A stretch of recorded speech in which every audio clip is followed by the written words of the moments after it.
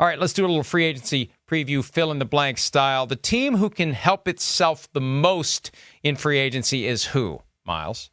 I'm going to say the Falcons, and we were just kind of alluding to this in the last segment, but if you look at what they can do in signing Kirk Cousins, and I know you've been reading the tea leaves on this, but look, if they sign Kirk Cousins and they've got an offense that is tailored to his skill set, which it should be, given the fact that Kevin O'Connell, right, came from the Sean McVay system. Zach Robinson, the new offensive coordinator under Raheem Morris, also just came from the Los Angeles Rams in that same system. And you've got guys like Drake London, like Bijan Robinson, like Kyle Pitts, right? We talk about those weapons all the time.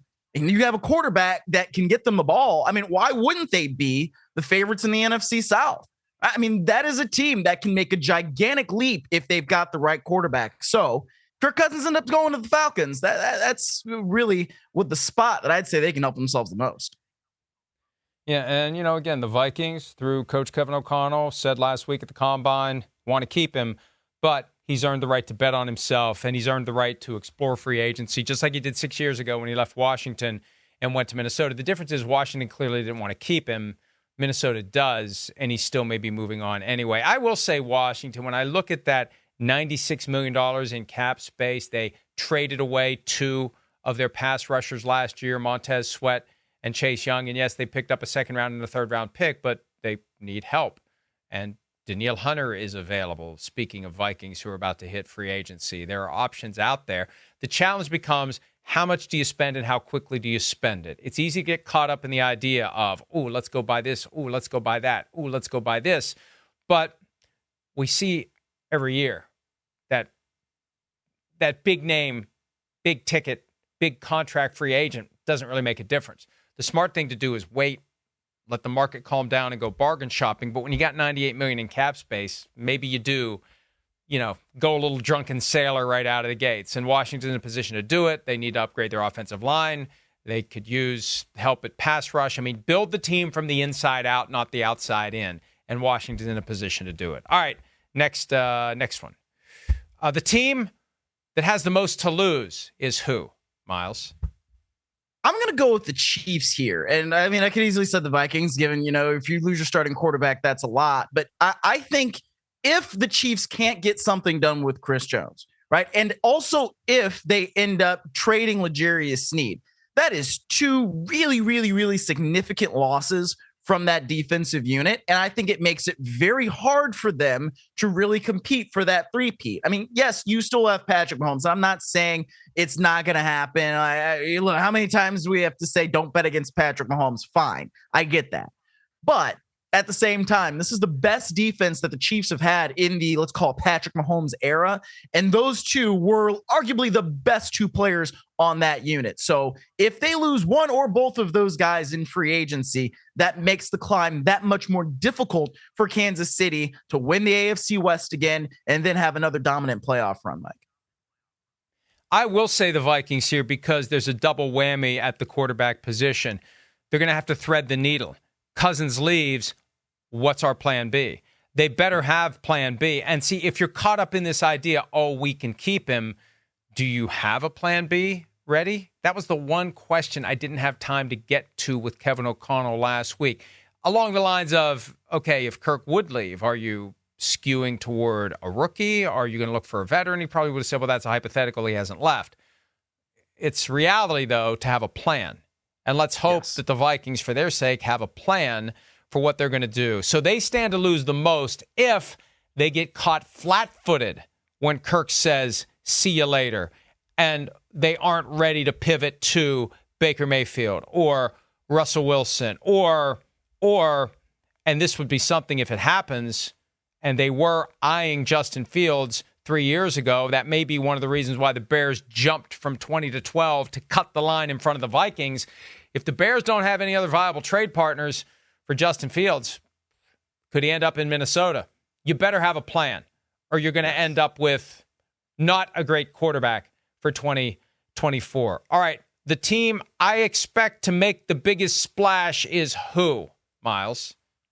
Let me say the Chargers, because look, you don't bring in Harbaugh, you don't bring in Ortiz to not do something to get yourself really in the thick of it in the AFC West and try to compete with the Chiefs. I mean, I could have said the Raiders here too, but just given the fact that the Chargers have already made the splash with the coach, I just expect them to do something to improve defensively, right? That's something that they've really got to do. Whatever they were doing under Brandon Staley, it wasn't working out very well. So they've got a new defensive coordinator in, new defensive system in with Minner, who came from Michigan along with Harbaugh. So whether it's some sort of weapon on offense, some sort of big time weapon on defense, I know Minner was talking about how he's excited to work with Derwin James. I think they're going to do something to signal, hey, we're going to try to change the guard here in the AFC West. The problem is they're one of the teams that needs to create some cap space. They're in the negative. They do, like but it can be done. 20 million. So, yeah, it can be done easily. And that's the thing people for how do the Saints do it every year? Well, they do it every year. It can be done. It's not that hard to do it. You can, especially as the cap keeps going up and up and up. It's not all that hard to create cap space. I'm going to go, and this is a hunch. This is based on reading the tea leaves, circumstantial evidence, whatever the case may be, all the different factors involved. I'm going to say the Patriots. Gerard Mayo, the new head coach, has already kind of said it, and then he tried to take it back. But when you think of this broader Shakespearean effort to take credit and lay blame, it's the combination of credit for the Super Bowls and blame for the implosion.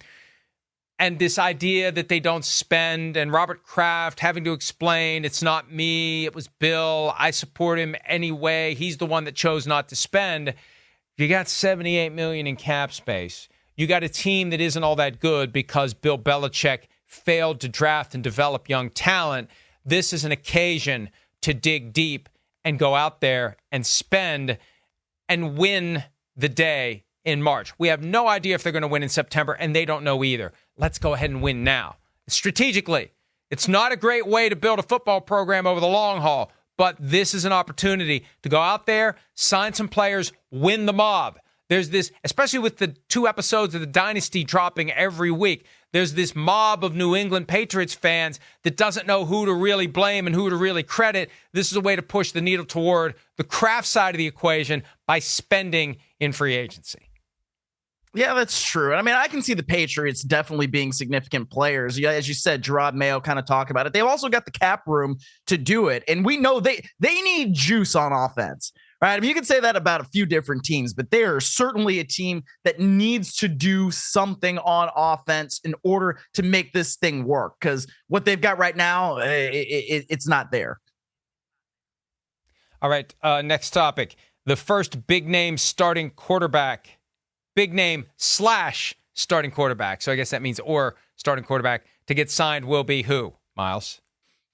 I think the easy answer is Kirk Cousins, but I kind of want to say Baker Mayfield, so I will.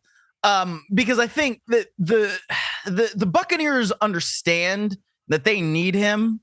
And I think that if they've got to overpay him by maybe a little bit more than what they want to, just to prevent him from hitting that open market on Monday, give him a reason to say, all right, I'm just going to stay here instead of testing the waters of the market. Because if Kirk Cousins decides to depart Minnesota, right, that's obviously a place with the Minnesota Vikings that would probably want to target Mayfield. So give him a reason to not be on the market, try to get him signed in the next few days. And that could be something I think that makes a lot of sense for Tampa Bay and Baker Mayfield. And the whole Baker Mayfield thing fascinates me because he should be signed by now if he's staying in Tampa. What's he waiting for? I think he's waiting to see if Cousins leaving Minnesota gets Minnesota into the action and pushes the Buccaneers higher than where they currently are. The number that's been kicking around is 31. Mayfield could say, look at the market, look at what I've done. Maybe I should deserve more than that. Well, when you only have one suitor, you're going to have a limit. When you've got multiple suitors, you make more. The worst case scenario for the Vikings, back to my prior point, they can end up holding the bag.